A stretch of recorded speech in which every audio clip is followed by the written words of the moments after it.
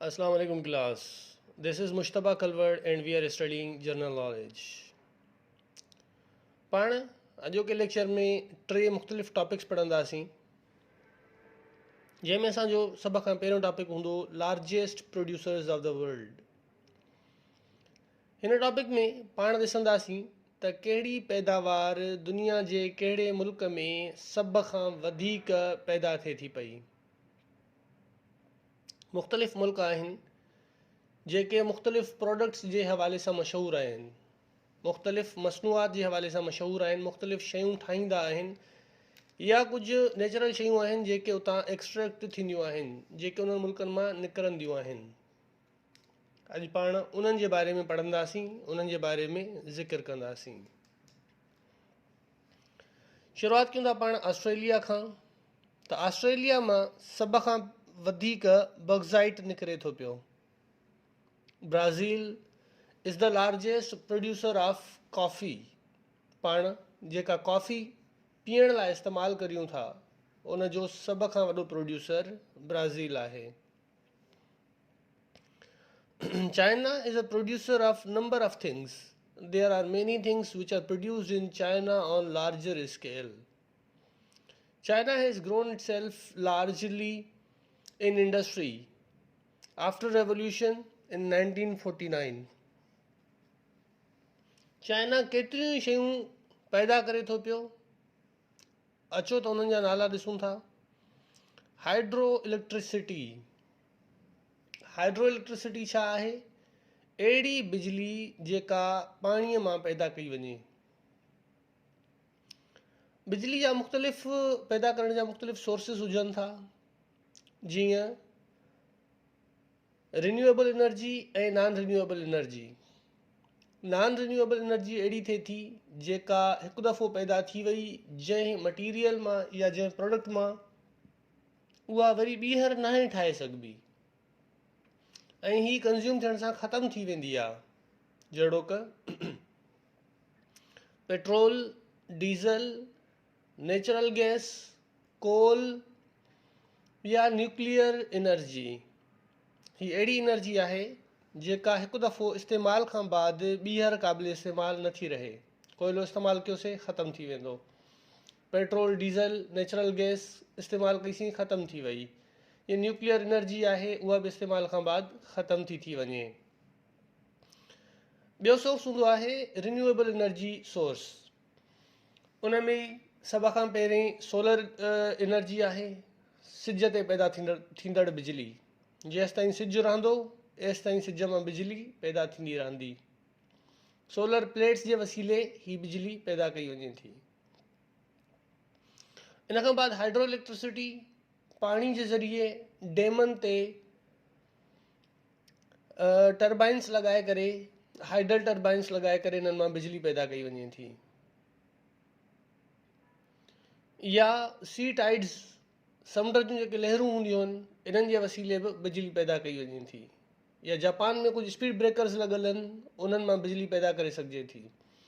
अहिड़े नमूने मुख़्तलिफ़ रिन्यूएबल एनर्जी रिसोर्सिस हूंदा आहिनि या विंड टर्बाइन जे ज़रिए विंड एनर्जी पैदा कई वञे थी। ही बि रिन्यूएबल एनर्जी रिसोर्स आहे। अहिड़ा काफ़ी रिसोर्सिस आहिनि जेसि ताईं हवा रहंदी, सिजु रहंदो, पाणी रहंदो, समुंड जूं लहरूं रहंदियूं, एसि ताईं बिजली पैदा थींदी रहंदी।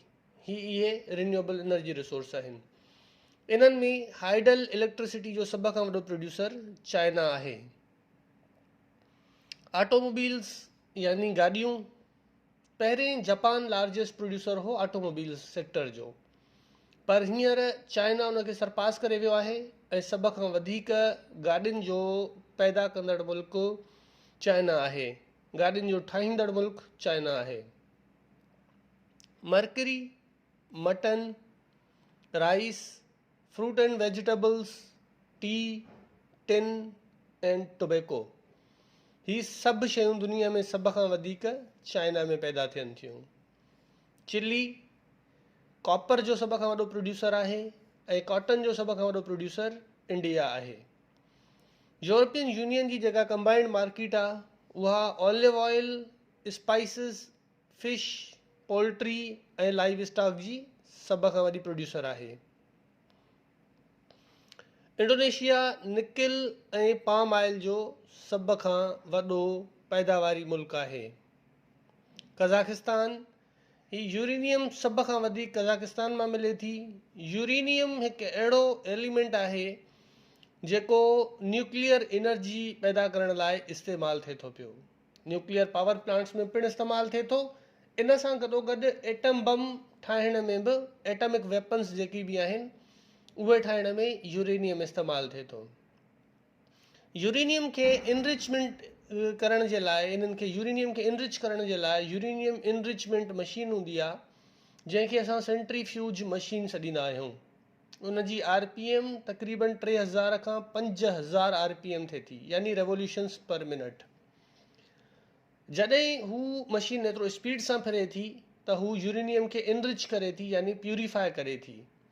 जेतिरो वधीक प्यूरिफाइड यूरेनियम हूंदो उन मां ओतिरी वधीक बिजली पैदा थी सघंदी या ओतिरो ख़तरनाक एटमिक वेपन प्रोड्यूस थी सघंदो।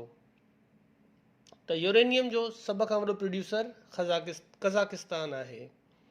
सिल्वर यानी चांदी, इन जो सभ खां वॾो पैदा कंदड़ मुल्क मैक्सिको आहे। Russia barley and crude oil. South Africa chromite सभ खां वधीक पैदा करे थो। थाईलैंड रबर प्रोडक्शन में सभ खां अॻिते आहे। USA जूं बि पिणु कई सारियूं प्रोडक्ट्स आहिनि जंहिंमें कुझु हिन रीति आहिनि: aluminium, beef, corn, cows milk, electric power. Non renewable energy resources मां सभ खां वधीक बिजली पैदा कंदड़ मुल्क USA आहे। फर्टिलाइज़र चाइना जो हिकिड़ो ॿी शइ प्रोडक्ट रहिजी वई आहे, उहा आहे सोलर एनर्जी। सोलर एनर्जी जो सभ खां वॾो प्रोड्यूसर चाइना आहे। मतिलबु कि चाइना लीड करे थो रिन्यूएबल एनर्जी रिसोर्सिस जी प्रोडक्शन में ऐं नॉन रिन्यूएबल एनर्जी रिसोर्सिस जी प्रोडक्शन में लीड करे थो USA। USA सभ खां वॾो प्रोड्यूसर आहे फर्टिलाइज़र्स जो। खाद, मेज़ यानी मकई, नेचुरल गैस जेका पाण घरनि में इस्तेमालु करियूं था, ऐं ही पावर प्लांट्स में बि इस्तेमालु थिए थी, फर्टिलाइज़र प्रोडक्शन में बि इस्तेमालु थिए थी। इन जा नंबर ऑफ यूज़िस हूंदा आहिनि। मुख़्तलिफ़ जॻहुनि ते नेचुरल गैस इस्तेमालु थींदी आहे। Nuclear energy, non renewable energy resource, इन जो बि सभ खां वधीक प्रोड्यूसर, सभ खां वॾो प्रोड्यूसर अमेरिका आहे। ऐं एटमिक वेपन्स होल्डर, इहो बि सभ खां वधीक अमेरिका ई आहे। न्यूक्लियर एनर्जी अमेरिका ॿिन्हिनि पर्पसिस लाइ इस्तेमालु करे थो: nuclear power plants plus atomic weapons. Oil seeds, petroleum, solar energy, soybean and sulphur. हाणे हिन क़िस्म ही टॉपिक जेको आहे, हिन मां कहिड़े क़िस्म जा क्वेश्चन्स ईंदा आहिनि? हिन मां अक्सर असांखां पुछियो वेंदो आहे त चिली इज़ द कंहिं बि मुल्क जी प्रोडक्शन पुछी वेंदी आहे त फलाणो मुल्क कहिड़े शइ जे प्रोडक्शन में सभ खां अॻिते आहे। मिसाल तौरु Chile is the largest producer of dash, copper, cotton, olive oil, nickel. So we'll go for copper. या कॉपर इज प्रोड्यूस्ड लार्जली, या copper is produced on the largest scale in dash country: Chile, India, Indonesia या Kazakhstan. So definitely we'll opt for Chile. हलो त हलूं था पंहिंजे अॼु जे next topic तरफ़। कुझु जनरल इंफॉर्मेशन आहे जेका मां तव्हां सां शेयर कंदुसि। दुनिया में जेकी लार्जेस्ट शयूं आहिनि उन्हनि जे बारे में पाण पढ़ंदासीं। लार्जेस्ट कोल्ड डेज़र्ट,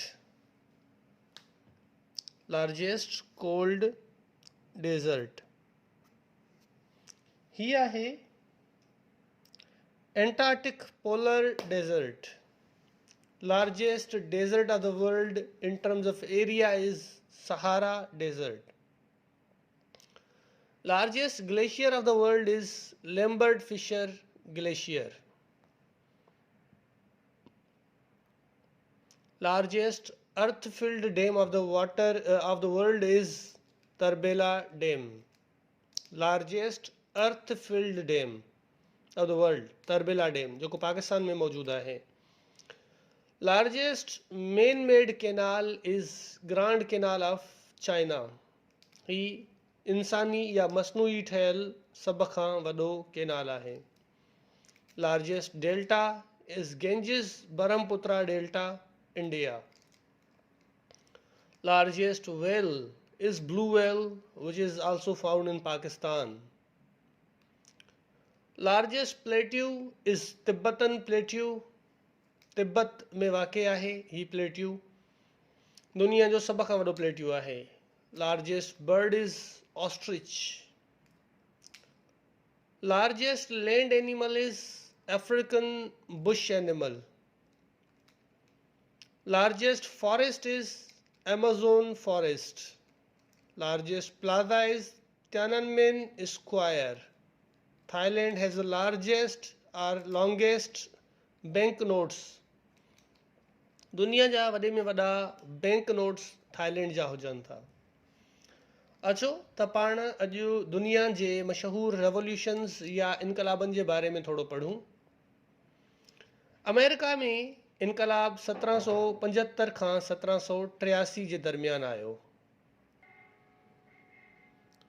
अमेरिका में रेवोल्यूशन 1775 खां 1783 जे दौरान आयो। ही इनकलाब कंहिंजे ख़िलाफ़ हो? अमेरिका असुल में बरतानिया जी कॉलोनी हो। बरतानिया जी कॉलोनी खां आज़ादी जे लाइ अमेरिकन्स जंग विड़ी, जंहिंखे अमेरिकन ग्रेट रेवोल्यूशन सॾियो वञे थो, 1775 खां 1783 जे दरमियान। क्यूबा में कम्युनिस्ट इनकलाब 1953 खां 1959 जे दरमियान आयो। चाइना में पहिरियों अटेम्प्ट इनकलाब जो 1911 में थियो ऐं 1949 वारो ही कम्युनिस्ट इनकलाब कामयाबु थियो, जंहिंजी लीडरशिप माओ ज़े तुंग करे रहियो हो।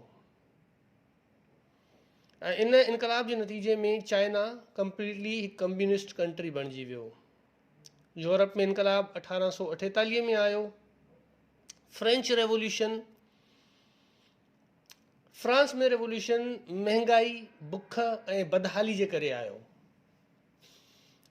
उते खाइण पीअण जूं प्रोडक्ट्स तमामु महांगियूं थी वियूं हुयूं, इनकम लिमिटेड हुई ऐं महांगाई उरूज ते हुई, जंहिंजे करे फ्रांस में 1799 खां 99 ताईं उतां जे बादशाह ऐं मलिका जे ख़िलाफ़ बग़ावत थी ऐं फ्रेंच रेवोल्यूशन हिस्ट्री में हिकिड़ो मशहूरु रेवोल्यूशन आहे। ही 1799 खां 99 जे दरमियान आयो। हाइटी में इनकलाब 1791 में आयो। इंडस्ट्रियल रेवोल्यूशन 2 दफ़ा आयो आहे पूरी दुनिया में, जंहिं दुनिया जो नक्शो ऐं बैलेंस ऑफ पावर मटाए रखी छॾियो। पहिरें ईस्ट जी हुक्मरानी हुई, हिन खे चैलेंज करण वारो ऐं ईस्ट जी हुक्मरानी खे ख़तमु करे वेस्ट जी हुक्मरानी खे ग़ालिब आणण वारो इंडस्ट्रियल रेवोल्यूशन सभ खां पहिरें 1760 में ऐं नेक्स्ट टाइम 1840 में आयो।